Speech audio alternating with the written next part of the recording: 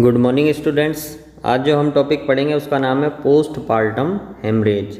Last video में अपन APH पढ़ चुके थे और आज पढ़ेंगे पीपीएच। तो देखिएगा इसकी डेफिनेशन।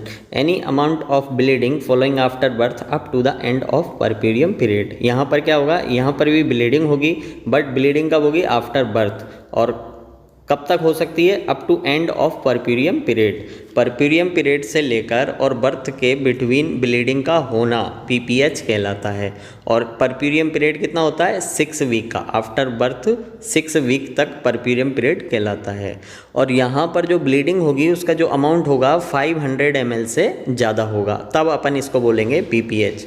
अब इसके अंदर क्या होगा, जो मदर को सिस्टोलिक बीपी डिक्रीज हो जाएगा। अब बीपी डिक्रीज क्यों हो रहा है? क्योंकि ब्लड का वॉल्यूम कम हो रहा है, और ब्लड का वॉल्यूम कम होने की वजह से प्रेशर भी कम हो जाएगा। और जो सिस्टोलिक बीपी है वो कितना रह जाएगा? 70 mm पर Hg। जबकि पल्स रेट यहाँ पर इंक्रीज देखने को मिलेगी 122 बीट पर मिनट, और इसको बोलेंगे अपन टेकीकार्डिया। और टेकीकार्डिया क्यों हो रहा है? क्योंकि हार्ट कंपनसेट कर रहा है, क्योंकि बीपी डिक्रीज होगा तब हार्ट रेट इंक्रीज हो जाती है। अब देखिएगा, इसको भी 3 कैटेगरी में अपन ने डिवाइड करा है: माइल्ड पीपीएच, मॉडरेट पीपीएच और सीवियर पीपीएच। अब माइल्ड पीपीएच कब बोलेंगे? जब फीमेल को 500 से लेकर 1000 ml ब्लड लॉस होगा, तब अपन बोल देंगे माइल्ड पीपीएच। जबकि मॉडरेट पीपीएच के अंदर 1000 से लेकर 2000 ml ब्लड लॉस होगा। जबकि सीवियर पीपीएच के अंदर is greater than 2000 ml blood loss होगा। 2000 से भी ज़्यादा ml ब्लड लॉस देखने को मिलेगा।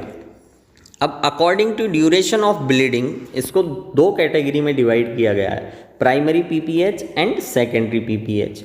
और प्राइमरी पीपीएच की भी 2 सब हेडिंग है, जो फर्स्ट है third stage PPH and second है ट्रू पीपीएच। अब देखेंगे अपन सबसे पहले primary PPH. Bleeding within 24 hour of delivery. Delivery होने के 24 आवर के अंदर अगर ब्लीडिंग होती है तो उसको बोलते हैं अपन प्राइमरी पीपीएच। अब प्राइमरी पीपीएच के अंदर फर्स्ट है third stage PPH. Third stage मतलब नाम से ही समझ में आ रहा है, लेबर की जो थर्ड स्टेज थी उसके अंदर प्लेसेंटा का सेपरेशन होता था, तो इस प्लेसेंटा से रिलेटेड है। अब थर्ड स्टेज पीपीएच का मीन है ब्लीडिंग आफ्टर डिलीवरी। डिलीवरी के बाद ब्लीडिंग होगी and before the expulsion of placenta. Placenta के एक्सपेल आउट होने से पहले ही ब्लीडिंग हो जाएगी, after birth and expulsion of placenta.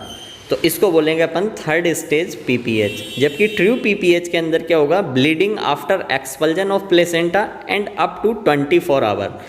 यहाँ पर एक्सपेल आउट हो जाएगा प्लेसेंटा, बट 24 आवर तक ब्लीडिंग देखने को मिलेगी। इसको बोलेंगे अपन ट्रू पीपीएच। अब जबकि सेकेंडरी पीपीएच के अंदर क्या होगा? Bleeding occur after 24 hour. 24 hour के बाद ब्लीडिंग होगी डिलीवरी के, to end of puerperium period up to 6 week, मतलब 6 वीक तक ब्लीडिंग हो सकती है। Bleeding around 8 days. अब सेकेंडरी पीपीएच के अंदर 8 दिन तक ब्लीडिंग चलती है।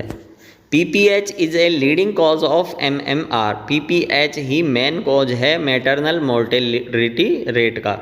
मैटरनल मोर्टेलिटी रेट का सबसे मेन कॉज पीपीएच है। अब देखिएगा इसके कॉजेज, पीपीएच के क्या कॉजेज हैं। तो पीपीएच के मेनली 2 कॉज होते हैं: atonic uterus and traumatic uterus. Atonic uterus को बोगी यूट्रस भी बोलते हैं। एटॉनिक का मतलब है यूटेराइन टोन एब्सेंट हो जाना, यूट्रस के अंदर कोई भी कॉन्ट्रैक्शन नहीं होना, इसको बोलेंगे अपन एटॉनिक यूट्रस। और एटॉनिक यूट्रस होने के क्या क्या कारण हैं? तो देखिएगा, मल्टीपल प्रेगनेंसी के कारण एटॉनिक यूट्रस हो सकता है, grand multipara, malnutrition female, over distendent of uterus, anaesthesia effect या प्रोलॉन्ग्ड लेबर। इन सब के कारण एटॉनिक यूट्रस हो सकता है, और एटॉनिक यूट्रस की वजह से पीपीएच कॉज होता है। अब देखिएगा ट्रॉमेटिक यूट्रस। ट्रॉमेटिक यूट्रस का मतलब है यूट्रस के अंदर कोई भी ट्रॉमा हो जाना। अब इसके अंदर ट्रॉमा कैसे हो सकता है? Bleeding due to instrumental and forceps delivery. अगर आप फोर्सेप डिलीवरी करवा रहे हो या इंस्ट्रूमेंटल डिलीवरी करवा रहे हो तो उसकी वजह से ब्लीडिंग हो सकती है। और ब्लीडिंग क्यों हुई है? क्योंकि ट्रॉमा हो गया है यूट्रस के अंदर। ट्रॉमा इन जेनाइटल ट्रैक्ट। जेनाइटल ट्रैक्ट के अंदर कोई भी ट्रॉमा होने की वजह से ब्लीडिंग हो सकती है, तो ट्रॉमेटिक यूट्रस कॉज करता है पीपीएच। अब देखिएगा फीमेल के अंदर क्या क्या साइन एंड सिम्टम देखने को मिलेंगे। तो सॉफ्ट यूट्रस या non tenderness uterus, atonic uterus को ही सॉफ्ट यूट्रस कहते हैं। मतलब एटोनिक यूट्रस में सॉफ्ट यूट्रस देखने को मिलेगा, इसके अंदर कोई भी टेंडरनेस नहीं होगी। जबकि ट्रोमेटिक यूट्रस के अंदर हार्ड यूट्रस होगा, फिर्म होगा या टेंडरनेस देखने को मिलेगी। फीमेल के अंदर ब्लीडिंग देखने को मिलेगी, लो जाएगा बीपी, मीन हाइपोटेंशन होगी और टेकीकार्डिया देखने को मिलेगा। अब देखिएगा इसका मैनेजमेंट। अब मैनेजमेंट भी अकॉर्डिंग टू कैटेगरी करते हैं। तो थर्ड स्टेज मैनेजमेंट सबसे पहला आता है, थर्ड स्टेज पीपीएच मैनेजमेंट। तो थर्ड स्टेज पीपीएच मैनेजमेंट में क्या करेंगे, हॉस्पिटलाइजेशन। अपन फीमेल को हॉस्पिटल के अंदर एडमिट किया, आईवी लाइन स्टार्ट कर दी। बीटी इफ़ नीडेड, अगर ब्लड ट्रांसफ्यूजन की नीड है तो अपन ब्लड ट्रांसफ्यूजन करेंगे। O2 administration if needed. अब इसके अंदर अपन देख रहे थे कि सेपरेशन होने से पहले ब्लीडिंग हो रही थी। तो देखिएगा प्लेसेंटा सेपरेटेड या प्लेसेंटा नॉट सेपरेटेड। अगर प्लेसेंटा सेपरेटेड हो गया है तो फंडल प्रेशर लगाएंगे अपन and control cord traction placenta will be remove. Control cord traction की हेल्प से प्लेसेंटा को रिमूव कर देंगे। जबकि प्लेसेंटा नॉट सेपरेटेड, यदि प्लेसेंटा सेपरेटेड नहीं हुआ है तो manually remove under the general anaesthesia. अपन मैनुअली रिमूव करते हैं जर्नल एनेस्थेसिया देकर फीमेल को। अब देखिएगा उसके बाद क्या करेंगे अपन, IV oxytocin 500 ml NS plus 20 international unit. अपन 20 इंटरनेशनल यूनिट ऑक्सीटॉक्सिन की 500 ml NS के अंदर डिज़ोल्व करके फीमेल को प्रोवाइड करेंगे। इसकी वजह से क्या होगा, ऑक्सीटॉक्सिन जो होगा वो यूट्रस के अंदर कॉन्ट्रैक्शन करवा देगा। और जब यूट्रस के अंदर कॉन्ट्रैक्शन होगा तो यूटेराइन जो आर्टरी है जहाँ से यूट्रस के लिए ब्लड सप्लाई हो रही है, तो यूटेराइन आर्टरी कंप्रेस हो जाएगी। और जब यूटेराइन आर्टरी कंप्रेस हो जाएगी तो ब्लीडिंग स्टॉप हो जाएगी। अब देखिएगा ट्रू पीपीएच के अंदर क्या करेंगे अपन, हॉस्पिटलाइज करेंगे फीमेल को। हॉस्पिटलाइज करने के बाद आईवी लाइन स्टार्ट कर देंगे, वाइटल साइन चेक करेंगे, ब्लड ट्रांसफ्यूजन इफ़ नीडेड तो ब्लड ट्रांसफ्यूजन किया जाएगा, O2 एडमिनिस्ट्रेशन इफ़ नीडेड तो O2 एडमिनिस्ट्रेशन किया जाएगा यदि ज़रूरत है तो।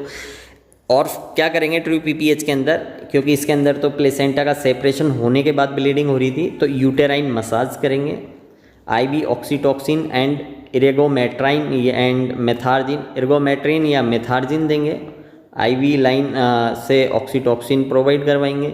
इफ़ ब्लीडिंग नॉट स्टॉप, फिर भी ब्लीडिंग अगर स्टॉप नहीं हो रही है, आपने ऑक्सीटॉक्सिन दे दिया, एर्गोमेट्रिन दे दिया, मेथार्जिन दे दिया, फिर भी ब्लीडिंग स्टॉप नहीं हो रही है, तो देन क्या करेंगे, मीज़ोप्रेस्टोल देंगे 1000 माइक्रोग्राम।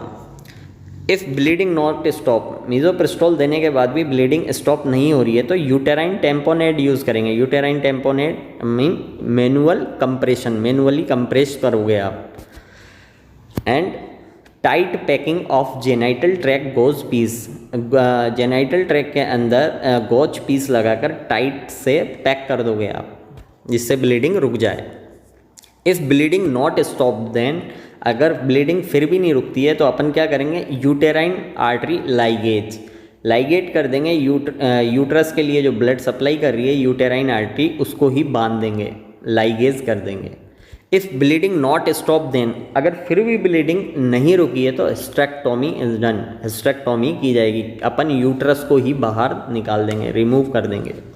अब देखिएगा secondary PPH management. Secondary PPH के अंदर क्या करेंगे, रिटेन बिट्स ऑफ प्लेसेंटा। अगर कोई प्लेसेंटा के बाइट अगर यूट्रस के अंदर रह जाते हैं तो उसकी वजह से सेकेंडरी पीपीएच ज़्यादातर देखने को मिलता है, क्योंकि अप टू परप्यूरियम पीरियड तक ये होता है और आफ्टर बर्थ। तो देखिएगा रिटेन बाइट्स, अब अपन को पता है कि सेपरेशन हो गया है प्लेसेंटा सेपरेशन हो गया है और एक्सपेल आउट हो गया है, बाहर आ गया है, फिर भी ब्लीडिंग हो रही है, तो इसका मतलब है प्लेसेंटा का कुछ ना कुछ पार्ट अंदर रह गया है। जैसे कई कोर्टिलिडोन्स प्लेसेंटा के अंदर रह जाते हैं, तो रिटेन रह गए हैं बाइट्स ऑफ प्लेसेंटा के। उसकी वजह से क्या हुआ, infection and irritation and bleeding, वहाँ पर इन्फेक्शन हो गया है, इरिटेशन और ब्लीडिंग हो रही है। तो अपन क्या करेंगे, एक्सप्लोरेशन ऑफ जेनाइटल ट्रैक को एक्सप्लोरेशन करेंगे and remove the part of placenta, और जो भी बचा हुआ पार्ट रहा था उसके अंदर, यूट्रस के अंदर, उसको रिमूव करेंगे। और क्या देंगे साथ के साथ, ergometrine and methergine provide and foot elevated position are given. अपन क्या करेंगे, एर्गोमेट्रिन मेथार्जिन देंगे पेशेंट को, और जो उसके फुट हैं उसको एलिवेटेड कर देंगे, ठीक है। तो ये पोजीशन दी जाती है, इसकी वजह से ब्लीडिंग स्टॉप हो जाएगी। तो ये तो था अपने पीपीएच, ये हुआ अपने पीपीएच कंप्लीट। एपीएच अपन पढ़ ही चुके हैं, तो ये टॉपिक हुआ अपन का पूरा। Okay, thank you.